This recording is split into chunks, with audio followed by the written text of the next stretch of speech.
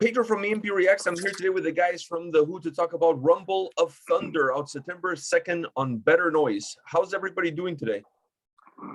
A&P-Reacts-ийн Pedro-ын тэгээд 9 сарын 2-нд танаа шинэ цаг хүчин цацагдсан. Тэгээд та нар хэр байна да гинэ сонирхсан хамаач асууж. За бид хүн түр аялан тоглолтоо хийгээд маш амжилттай сайхан явж байгаа. Тэгээд одоо хоёр дахь цамаг маань удахгүй нэлтэй ингээд ихсээд үлээл явж байна. All right, we are doing great. Right now we're on a tour with right now in America, and it's been successful so far. And we're just waiting for our second album to be released. So let's talk about that second album. The acceptance, even before we talk about the second album, the acceptance of the band worldwide has been magnificent. I mean, you guys have a huge following. Everybody around the world loves the band, loves the sound. How has been that same reception back home in Mongolia? За одоо хоёр том гарч байгаа дээр та нар бол одоо ингээд аюу амжилттай яваа хамтлаг тэгээд хүн болгонд ингээд та нарын дуу хөгжим тэгээд бус одоо энэ урлаг соёл бүх юм чинь таалагддаг. Тэгээд гадны орнуудад ийм байгаачлаа та нарын өөрөө чинь төрсөн нутагт Монголын талаас хэр байдаг вэ гинэ адилхан байдгүй гэж сууж. Адилхан тийм бас Монгол ч гэсэн одоо бас манай үзэгч сонсогч фэнүүд бас зөндөө их байдаг. Тэгээд бас нэг их хэлээрээ дуулж байгаа. Тэгээд тийм ч бас нэг монголчууд бас илүү сайн ойлгож бидний хэлж байгаа дэр утга санаа тий. Бүх юм ч илүү сайн ойлгоод монголчууд бас яг адилхан л байдаг. Yes, our Mongolian supporters a lot because like we do our song in a Mongolian lyrics, so like they have a better understanding and like they understand like the deep meaning of our song. So like the support is so rich from our fans in Mongolia. So what was the biggest influence that inspired you guys to start the band? Хамтлагийг эхлүүлэхэд одоо хамтлагийг анх эхлээд ингэж эхлүүлж явахад хамгийн том юм нөлөөлөлч юу байсан бэ гинэ? Одоо тэгж хамтлаг үүсэх тийм хүчин болсон тийм шалтгаан. Хамтлагийг бол одоо манай хамтлагийн продюсер Дашка маань баг 10 жил болж байна. 10 жилийн өмнөөс ерөнхий одоо энэ аавынхаа нутагт ховд чанарын сумд явж байгаад одоо тэр сайхан сүрлэг хайрхтыг нутгийг аавынхаа нутгийг харж бишрээд аавдаа зэрэг уран бүтээлээ гэж бодсон. Тэгээд тэр уран бүтээл бодсон нь одоо илрэл нь одоо хүн хамтлаг. Тэгээд анх бол тэгээд Дашка маань морин хуур хөөмиг рок хөгжимтэй хослуулан одоо сайхан бүтээл хийж өгдөөцтэй барья гэж одоо анх хэлсэн байдаг. Тэгээд одоо анх бол жаала би тэрка бид анх цуглаж анх эхэлжсэн. Тэгээд манай араас нь ороод тэгээд анх хамтлаг эхэлжсэн да. All right, so the band formed because of our producer Dashka. So like back like about a decade ago, our producer Dashka went to his father's place and he had this idea of like making a song for his dad. But from that idea, it become like a bigger thing. So like first he tried to mix like Marunku with Komi. Komi is like a throat singing to make a music. And our band like first formed with the 4-member. It was like Jaya, Gala, Temka, and me. But now like we have an 8 members, and we're just going like real good so far. Is there a special meaning for you guys behind the name of this album? Then you're talking about the second album, right? Yeah, Rumble of Thunder. Одоо энэ хоёр дахь альбом бол Rumble of Thunder-ийн аянгын нүгэний одоо нэг тийм онцгой тийм дурдах юу байгаа юу гинэ? Одоо утга санаа. За утга санааны хувьд бол бид хүн бол байгаль их дэлхий одоо энэ хүн энэ ертөнцид одоо яаж зөв-зөвтэй амьдрах хэрэгтэй талаар ерөнхий одоо бидний өгөх гэдэг мессежүүдийг бол хүмүүс мэдж байгаа. Одоо хэн нэгэнд бас мөхсөн галын насахад бас бид нэр хүч тус тийм болох одоо хүнд итгэл найдвар төрүүлэх өөрийнхөө тэр гайхалтай өндөрлөх тэр хүчийг олохын тулд бидний дуугуур бол одоо хүмүүст нөлөөлдөг тэр мессежийг бас өгдөг.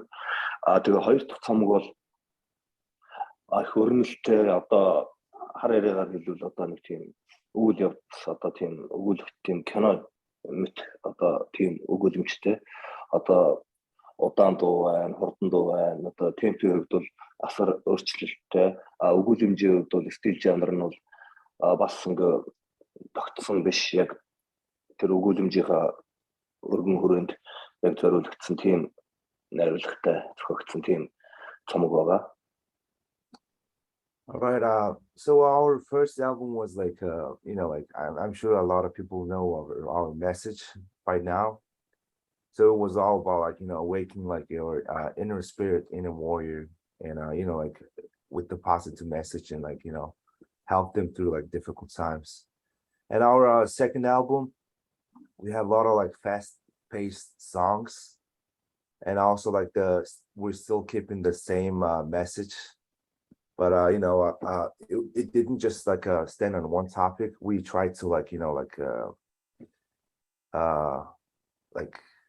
spread like a different try to reach to a different topics on our second album. Did the band have a goal musically of where you wanted to take this second album versus what you had done in the first record? Эхний альбомтойгоо харьцуулахад эхний цомогтойгоо харьцуулахад хоёр дахь цомгоо одоо та нар одоо арай илүү одоо газар хүргий ч юм уу те арай илүү амжилттай авъя маа гэсэн тийм юу байгаа юу гэж сууж байна одоо зорилго тийм мэдээж байлгүй байх хөө тийм одоо энэ яг тэр одоо манай хамтлагийн одоо энэ күш хэллээ яг энэ күш хийж байгаа яг одоо манай хамтлагийн тэр ингээд хүмүүст өгж байгаа тэр мессежийг одоо бүр харин өмнөх цомгийг одоо ингээд хүмүүст ингэж мэдээж олон хүн мэдж байгаа бол олон хүн сонсдог байгаа. Тэгээд одоо хоёр дахь альбом болохоор энэ мессежийг хоёр дахь альбомоор хүмүүст өгч байгаа тэр мессежийг одоо бүр дэлхийн өнцөг болон болд байгаа бүх хүмүүст бүр ингээд сонсоогүй хүмүүст нь бүр яг ингээд хүргэхийн төлөө одоо бүр олон нийлүү хичээл үзэж байна да. All right, so like our English said, as you know, a lot of people like love and listen to our first album. So like our second album, we're trying to like reach it to more places than our like first album. Like we're trying to like let this second album reach like every corner of the world to like spread this message, spread this positive message of like loving your environment, like finding the virtue of a man. Like if you're having like a difficult time, so like we're trying to help you with our music and like awaken your inner warrior. So like this positive message, we're trying to spread it to like every people in the world who hasn't like listened to our music. Rumble of Thunder as an album feels more mature. It feels more balanced than the debut record. Does that come from the experience of touring, of playing live shows, or just the growth of yourselves as musicians?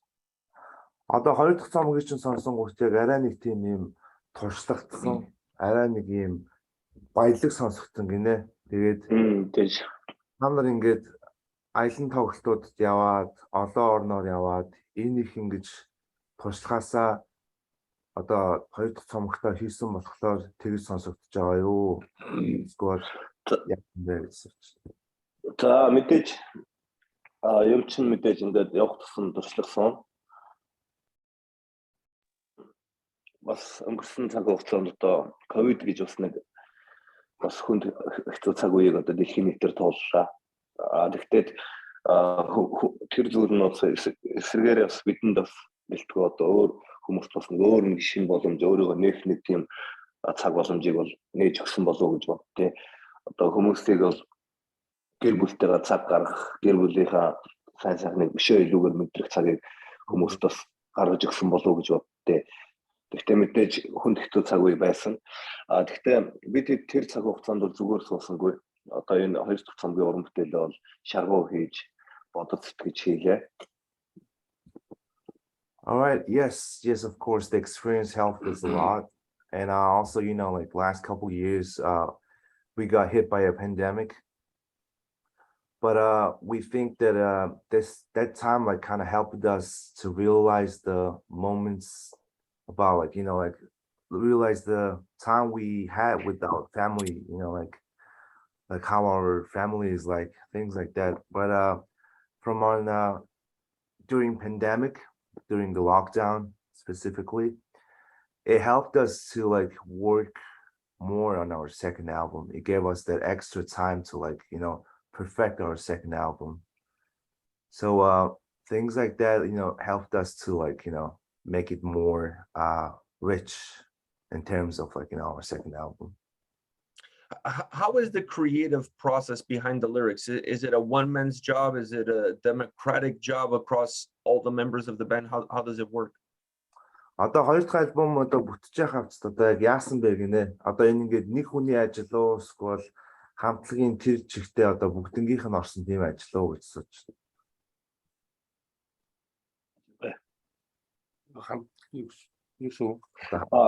Юу бүтэн хамтлаг бол мэдээж одоо хоёр дахь цамаг бол хамтлаг бүх залуучууд маань даашкатай нийлээд эсвэл бүгд одоо энэ альбом дээр орсон. Одоо жишээлбэл Жамбо бол мас одоо дуу бичлэлт одоо рекорд дээр сууж Жамбо ажилласан байгаа. Тэгэл эсвэл бүгд өөрөөсөө чадах юу вэ те. Тэрээр одоо өөрийгөө 100% гэж хэлэхгүй бүр 200% дайчилж одоо энэ хоёр дахь цамаг байна бий болсон. All right, so on our second album, everyone did their parts, and we like all 8 members like work with our producer Dashka to like make it like perfect it, such as like our Jamba, like he especially like worked on the recordings, and like basically every member like worked 200% together on our second album with our producer Dashka. When it comes to this Rumble of Thunder, you guys are on tour in North America, in the US. Do you guys have a favorite song to perform live from that record that maybe, I don't know, gives you some extra excitement? Одоо Америкт одоо ингээд тоглолтыг явж байхад та нар хоёр дахь альбомноос яг нэг цохоод хэлвэл тийм тоглох дуртай нэг дуу байдгүй гинэ. Одоо тэр дуугаа тоглохлоор өөртөө айгүй ингэж нэг гой санагддаг ч юм уу те. Өөртөө арай нэг тийм онцгой мэдрэмж тийм дуу хоёр дахь цамгаас ч юм байна уу гэсэн. Бүгд төлөөр өгтөө тий. Тэг бүх дуунууд байна да тий. Одоо инкүш Жамбогийн үгүй. Жамбогийн үгүй. Тэг мэдээж бүх дуу гоё тоглох дуртай. Одоо тэгтээ бас ингээд бас альбом гараагүй юм л да нууц байна тий. Тэгээд одоо бас цацагдаагүй дуунуудаас бас миний одоо яг хувийн зүгээс гэх юм бол одоо бүр ингээд тоглолмоо ингээд тайзан дээр тушууган тоглолмоор байгаа тийм бас дуу байгаа. Тэгээ нэр нь згсэн тий. Дэлхий зарна байна тий. Дэлхий зарныг тайзан тоглолмоор байна.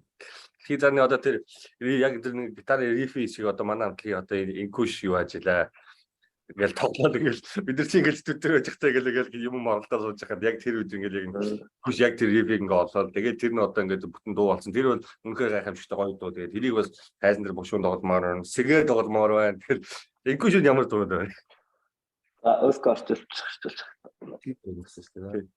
So there are a lot of songs that we want to play as soon as possible when the album gets released, because like it's just so awesome. So it's hard to just pick one. But Jamba said if he has to choose one song, he would choose the Higdarn. In English, it's Sell the World. And he liked the guitar riffs part. He wanna play those on the live shows. And when we were in the studio, like our member Inkush, he found it when he was like trying his guitar, he found it this the guitar riff of the song. So like it's just so awesome. And За миний хувьд бол байгаль их гэдэг дууга. Байгаль их дуу бол үнэхээр инфлюенслэг гайхалтай дуу. Тэр дууг л доо үнэхээр зүрхээ тавиад чихээ тавиад сэтгэлээсээ үнэхээр сонсож чадвал тэр бол үнэхээр гайхалтай дуу.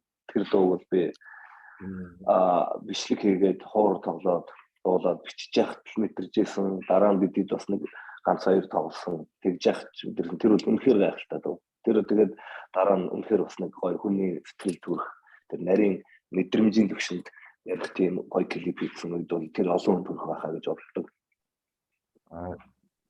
So for Inkush, his song, like choice of his song is Mother Nature from our second album. and it is just so spiritual, awesome song, and it's just too amazing to like play it. I mean, like I even like just feels amazing just by playing it on a studio. So like it's just an amazing song.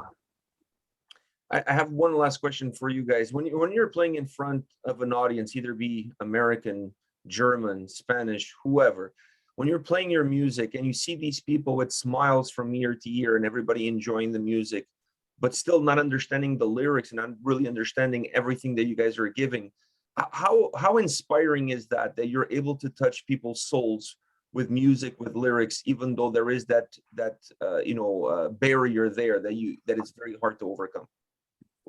Одоо ингэж сууж байна. Одоо ингээл та нар Америкт ч бай, Европт ч бай, ингээл ямар ч оронд очиод тоглосон. Та нар өөрсдийнхөө хэлээр дуулж байгаа шүү дээ, монгол хэлээр. Тэнгүүд өөрсдийнхөө хэлээр тэгж дуулж хахад хүмүүс ингээл та нарыг айгүй ингэж дэмжээл, тэр хүү гээл айгүй та нарыг ингэж суппортлол. Дуу хэлийч ойлгохгүй мөртлөө дууч ингэж амар гоё баярлж хахад та нарын хувьд болохоор тэр мэдрэмж ямар байдаг вэ гинэ? Одоо ингээд хэлэх хүмүүслөө хөгжмөр ингээд хүмүүсийг жаргаж байгаа да. За энэ бол мэдээж одоо энэ урлагийн хүн хөгжимчин хүн болсны хамгийн том дээд чаглал чинь баггүй юу.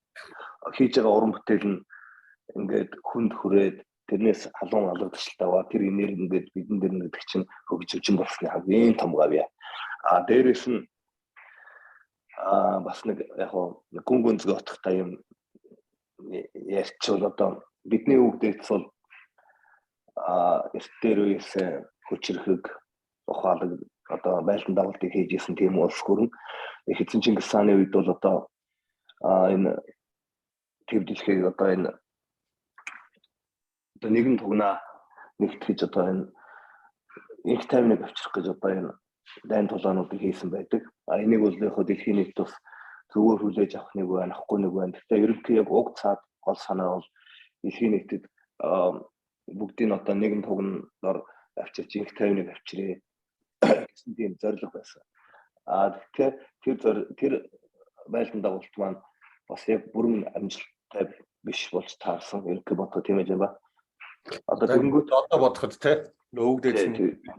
Тэгэнгүүт одоо бидний ганц зорилго бол энэ их дэлхий энэ нар тусч байгаа бүх газар дуу хоор энэ хайрыг энэ соёлыг түгээж бүх дэлхийн нийтээр ингэж ийм сайхан дуу хоорыг нэгэн одоо сэтгэл зүрхээр ингээд дуу хоороо ингэж хүргэж хүмүүст хүргэх гэсэн чин хүсэл байдаг. Тэгээ одоо тэр хүслийн маань одоо илэрсэн юм уу одоо хичээл зүтгэл маань юм одоо дэлхийн нийтээр одоо бид бүхнээс үнэхээр сайхан хүлээж авч дэлхийн өнцөг улам бүрт байгаа үзэгч байнууд маань үнэхээр сайхан хүлээж авч бидний уран бүтээлийг бол шинтэн сонсч байна. Энд бол үнэхээр баярлж байгаа шүү. Бидгээр талархаж байна. Маш гоё. All right, I would like to say it's the biggest achievement as a musician, and he said like our ancestors was like really powerful and wise, and also like during our Genghis Khan, the great Genghis Khan, he went to war to unite our people, but it seems like like it's different from other people's weave, but his main goal was just peace for everyone. But like sun shines on everybody. Our goal is to spread our music to every corner of the world.